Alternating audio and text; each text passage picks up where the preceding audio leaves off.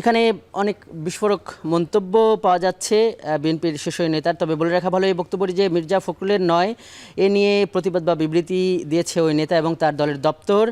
আমাদের পত্রিকাটির বক্তব্য নেওয়া সম্ভব হয়নি, তবে এই সাক্ষাৎকারটি তাদের ভাষায় ঢাকা গুলশানের দলের দপ্তরে নিয়েছেন। চলুন দেখে নিই উল্লেখযোগ্য কী অংশ। সেখানে আছে যে ফেব্রুয়ারিতে নির্বাচন নিয়ে সংশয় নিয়ে এনসিপিকে আমরা কোনো শক্তি বলেই মনে করি না। জামাত 30টা চেয়েছে, আমরা উৎসাহ দেখাইনি, অনেক কম একটা সংখ্যার কথা বলেছি যা তাদের মনোভূত হয়নি।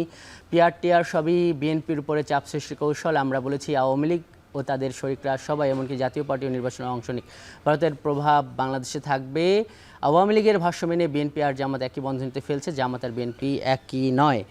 আমরা দেখছি যে ভারতীয় অনলাইনে প্রচারিত এই সাক্ষাৎকারের ব্যাপার শুরুতেই প্রতিবাদ জানাতে দেখা যায় বাংলাদেশ জামাত ইসলামীকে। আমরা একটু সেই বিবৃতির একটু ছবিটা দেখতে চাই। যে গণমাধ্যমে আসা, যেটি জামাতের পক্ষ থেকে বলা হয়েছে যে গণমাধ্যমে আসা মির্জা ফখরুল ইসলাম আলমগীরের এমন বক্তব্য অসত্য ও প্রতিহিংসা পরায়ণ বলে বিবৃতি দিয়েছে বাংলাদেশ জামাত ইসলামী।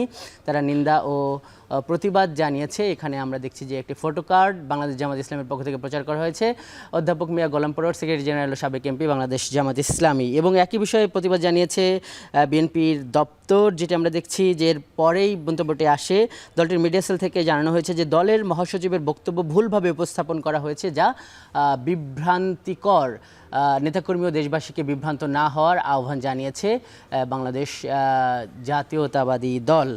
এবং আমরা সবশেষ যেটি দেখছি যে এই নিয়ে বক্তব্য দিয়েছেন বিএনপির মহাসচিব মির্জা ফখরুল ইসলাম আলমগীরও, যেটি দেখছে নিউ ইয়র্কে তিনি এখন অবস্থান করছেন। এই নেতা দৈনিক মানবজমিনকে জানিয়েছেন, এই সময়কে আমি কোনো সাক্ষাৎকার দেইনি, কথা হয়েছে কিন্তু এই ধরনের কোনো কথাই আমি বলিনি। আওয়ামী লীগ ও জাতীয় পার্টি নিষিদ্ধের প্রসঙ্গে কথা হয়েছে কিনা এ ব্যাপারে পত্রিকাটি জানতে চাইলে তিনি বলেন, আওয়ামী লীগের ব্যাপারে তো আগেই বলেছি। শুরুতে এ নিয়ে আমরা প্রতিক্রিয়া জানবো আমাদের সঙ্গে যুক্ত হওয়া অতিথিদের। দর্শক জানিয়ে রাখি যে আজকের ভোটের ট্রেনে ধানমন্ডির 2টি জায়গা থেকে আমাদের সঙ্গে যুক্ত হয়েছেন বিএনপির আন্তর্জাতিক বিষয়ক সম্পাদক ব্যারিস্টার নাসিরুদ্দিন আহমেদ এবং নাসিরুদ্দিন আহমেদ অসীম, এবং বাংলাদেশ সুপ্রিম কোর্টের আইনজীবী অ্যাডভোকেট মোহাম্মদ শিশির মনির। আপনাদের দুইজনকেই স্বাগত জানাচ্ছি। যেটি হলো, আমরা একটু অ্যাডভোকেট শিশির মনির আপনাকে দিয়ে শুরু করি। যেটি হলো যে এই একটা আমরা শুরুতে যে বিষয়টি একটু দেখালাম এবং বিভিন্ন রাজনৈতিক দলের নেতারা, বিশেষ করে বিএনপি যেটি বলছে যে একটা হলো মির্জা ফখরুল ইসলাম আলমগীরের সাক্ষাৎকার নিয়ে একটা বিতর্ক তৈরি হয়েছে, আর দ্বিতীয়ত হলো পিআর নিয়ে। পিআরের বিষয়ে একটু জানতে চাই, যেহেতু বাংলাদেশ জামাত ইসলামী নিয়ে রাজনীতির মাঠে আছে। আপনার কাছে প্রশ্ন হলো যে এই পিআর নিয়ে আন্দোলনকে বিএনপির নেতাকর্মীরা একটা ষড়যন্ত্র হিসেবে দেখছে, এবং এখন আপনারাও নির্বাচনী প্রচারণা চালাচ্ছেন, মানুষও এক ধরনের নির্বাচনী আমেজে ঝুঁকে যাচ্ছে। তখন এই পিআর নিয়ে আসলে আপনারা কেন, বা এই জামাত ইসলাম কেন আন্দোলনটা করছে?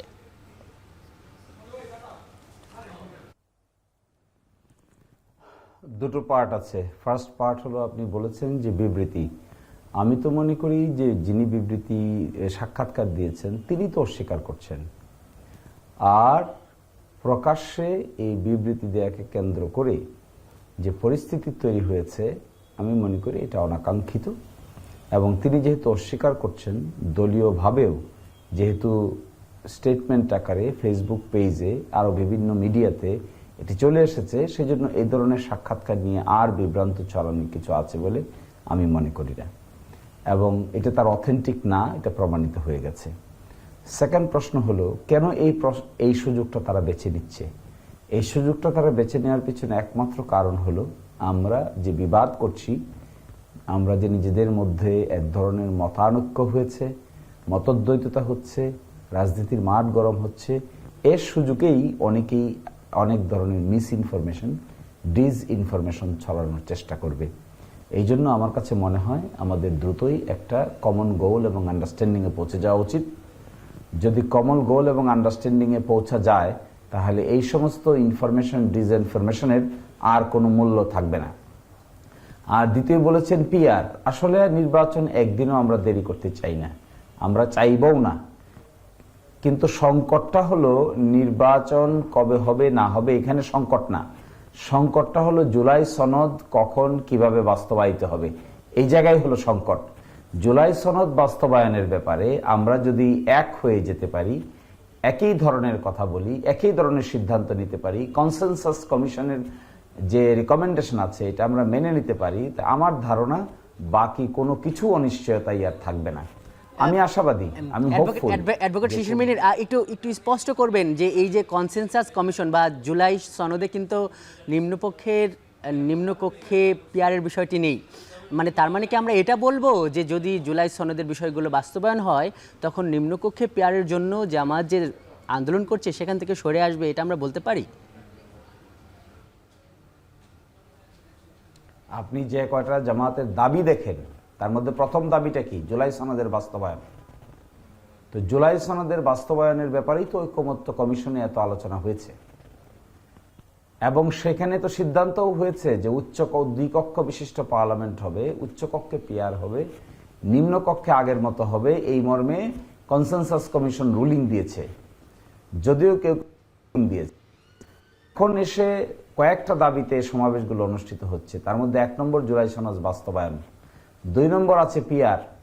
তো আমি মনে করি যে আমাদের দ্রুত আলোচনার টেবিলে বসে এই জুলাই সনদ বাস্তবায়নের ব্যাপারে যদি সঠিক সিদ্ধান্ত নেওয়া যায় তাহলে বাকি যে সমস্যাগুলো আছে এই সমস্যাগুলো দ্রুতই সমাধানযোগ্য। আর এই ক্ষেত্রে বাইরে যারা এটা সুযোগ নিতে চাইবে, বিশেষ করে জনাব ফখরুল ইসলাম আলমগীরের সাক্ষাৎকারকে কেন্দ্র করে যে ইনফরমেশনটি ছড়ানো হয়েছে, উত্তাপটি ছড়ানো হয়েছে, তারাও এই সুযোগ আর পাবে না।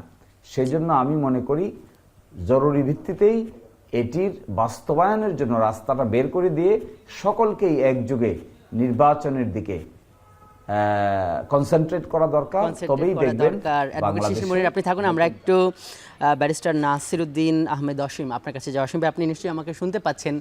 এই যে একটা সাক্ষাৎকার এই ভারতে একটা অনলাইন ছাপিয়ে দিল, এটা নিয়ে বিবৃতি পাল্টা বিবৃতি, যেটি আপনার কাছে জানতে চাইছিলাম যে এখন এটা স্পষ্ট BNP media cell Mirza Fakhrul নিজেও একটা পত্রিকাকে জানিয়েছেন যে তিনি এই ধরনের বক্তব্য দেননি, কাজেই এটা নিয়ে মানে এটা যে তার বক্তব্য না এটা আমরা ধরে নিতে পারি। কিন্তু জনাব অসীম, আপনার কাছে যে জিনিসটা জানতে চাই সেটা হলো যে বিএনপি এবং জামাতের মধ্যে তো আসন ভাগাভাগির একটা দীর্ঘ ইতিহাস আছে, মানে এর বাইরে কি, মানে আপনি যেহেতু নির্বাহী কমিটিতে আছেন, এই ধরনের আসন ভাগাভাগির কোনো আলোচনা আছে কি না স্পষ্ট করবেন। দেখুন, আলোচনা কোনোদিন শেষ হয় না, এটা একটা রাজনীতির একটা আর্ট। বিগত দিনেও আলোচনা হয়েছে, আলোচনার সূত্রপাত অব্যবহিত পরে নির্বাচন যখন আপনার ডামাডোল বাজার শুরু হলো এবং একটা নির্বাচনের রোডম্যাপ আমরা যখন পেয়েছি, তারও আগ থেকেই কিন্তু আপনার আসন ভাগাভাগির একটা চিন্তাভাবনা রাজনৈতিক দলগুলোর মধ্যে কে কার সঙ্গে কতটুকু দর কষাকষি করে আপনার আসন সংখ্যা বৃদ্ধি করতে পারবেন সে ধরনের আপনার বিভিন্ন ধরনের প্রস্তাব ছিল। মাঝখানে হয়তো বা একটা শীতল অবস্থান তৈরি হয়েছে, কিন্তু এই শীতলতা বা এই বরফ এটা আপনার কেটে যাওয়ার কোনো বিষয় না। বিগত অতীতেও আপনার 1991 সালেও মৌন একটা সমর্থন ছিল বাংলাদেশ জাতীয়তাবাদী দলকে এবং 7 দলীয় জোটকে জামাত ইসলামের অনেক জায়গায় আপনার সমর্থন করেছিল। 96 সালে বিএনপির বিরুদ্ধে আন্দোলন করেছিল জামাত, আবার 2001 সালে 4 দলীয় জোটের হয়ে নির্বাচন করেছিল। তো রাজনীতিতে শেষ বলে কোনো কথা নেই। আমার বিষয়টা হচ্ছে যে আমরা যে কনসেন্ট্রেট করব নির্বাচনের জন্য, তার আগে আমি মনে করি যে আমাদের মাঝে যে ছোটোখাটো ডিসপিউটগুলো আছে সেগুলোকে শেষ করাটা জরুরি।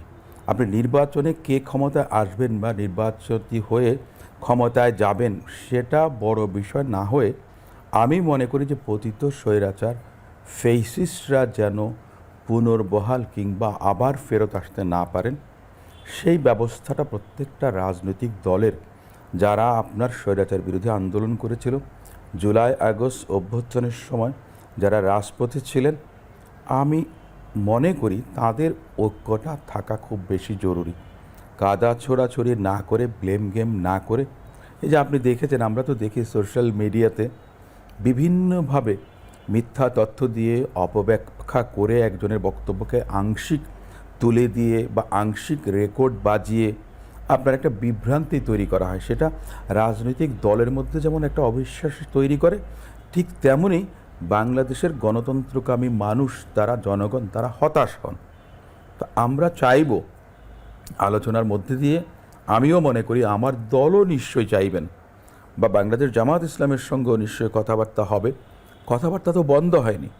আপনার ঐকমত্য কমিশনে যে আমাদের ব্যারিস্টার শিশির মনির সাহেব, আমরা কি বলতে পারি যে মানে জামাত এবং বিএনপির মধ্যে ভবিষ্যতেও নির্বাচনী কোনো জোট হতে পারে, মানে এটা কি, মানে এটা কি বলতে পারি আমরা? আরেকটা বিষয় একটু প্রশ্নটা করে রাখি, যখন যেহেতু দূরে অসীম ভাই, সেটা হলো যে এই যে একটা পত্রিকা যে বিদেশ থেকে এই ধরনের একটা কিছু ছাপিয়ে দিল, মানে এটা তারা কেন করছে? ব্যারিস্টার শিশির মনির বলছিল যে এটা আসলে একটা, মানে উনি এটার প্রতিবাদ জানাচ্ছিল। পার্শ্ববর্তী দেশ,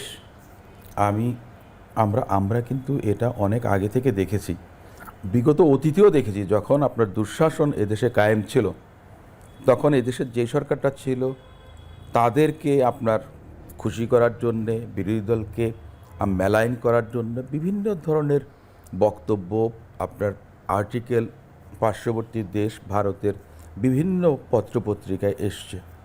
পরবর্তীকালে একটা বিভাজন তৈরি করার জন্য, বিভ্রান্তি তৈরি করার জন্য এ ধরনের হীন একটা চক্রান্ত, বা আপনি মনে করেন এটা একটা হলুদ সাংবাদিকতা, যেখানে আমি নিজেই বিশ্বাস করতে পারছিলাম না যে বিএনপির মহাসচিব এই কথাটা বলবেন, যেটা আমি বিন্দুমাত্র বিশ্বাস করার প্রশ্ন আসছে না। এবং অখ্যাত একটা পত্র পত্রিকা অনলাইন ভারতের বিএনপির মহাসচিব আপনার সাক্ষাৎকার দেবেন, এটা একটা অবান্তর একটা বিষয়।